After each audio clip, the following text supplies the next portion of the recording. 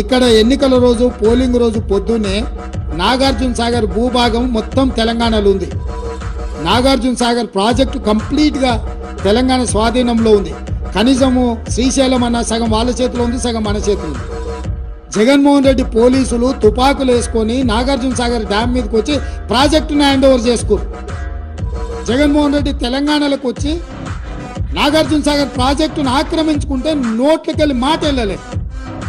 ఎలా ఉంది అని అంటే ఆల్మట్టి ఎత్తు 519 మీటర్ల నుంచి 524 మీటర్లకు పెంచుతా ఉన్నారు కర్ణాటకలో. ప్రాజెక్టులు లెఫ్ట్ రైట్ సెంటర్ పై రాష్ట్రాలు కడతా పోతా ఉన్నాయి. మన దగ్గరికి వచ్చే వరద నీళ్లు రోజులు ఎన్ని రోజులు ఉంటాయని చెప్పి చూస్తే కేవలం 10 రోజులు యావరేజ్ మాత్రమే ఉంది. అంటే 881 అడుగులు ఎన్ని రోజులు ఉంటాయని చెప్పి చూస్తే నీకు 10 రోజులు 12 రోజులు ఉంటే ఎప్పుడు ఆ ప్రాజెక్టులు నిండుతాయి, ఎప్పుడు ఆ ప్రాజెక్టులకు పోతాయి అన్న పరిస్థితి క్లియర్గా అర్థమవుతా ఉంది. ఇటువంటి పరిస్థితుల్లో అందుకనే పక్కన చూద్దామా అని అంటే తెలంగాణ రాష్ట్రం, ఆ పక్కన తెలంగాణ రాష్ట్రంలో చూస్తే అన్ని ప్రాజెక్టులు వాళ్ళ 800 అడుగుల్లోనే ఉన్నాయి. పవర్ జనరేషన్ వాళ్ళు శ్రీశైలం నుంచి పవర్ జనరేషన్ ఎప్పుడు మొదలు పెడతారు అని అంటే 796 అడుగులకు నీళ్లు వస్తానే పవర్ జనరేషన్ అటువైపు నుంచి మొదలు పెడతా ఉన్నారు. సో ఇంకా ఏ రకంగా నిండుతాయి, ఏ రకంగా ప్రాజెక్టులు బతుకుతాయి, ఏ రకంగా రాయలసీమ ప్రకాశం నెల్లూరుకు నీళ్లు వస్తాయి అని చెప్పి ఒకసారి ఆలోచన చేస్తేనే మనసు కష్టం అనిపిస్తుంది.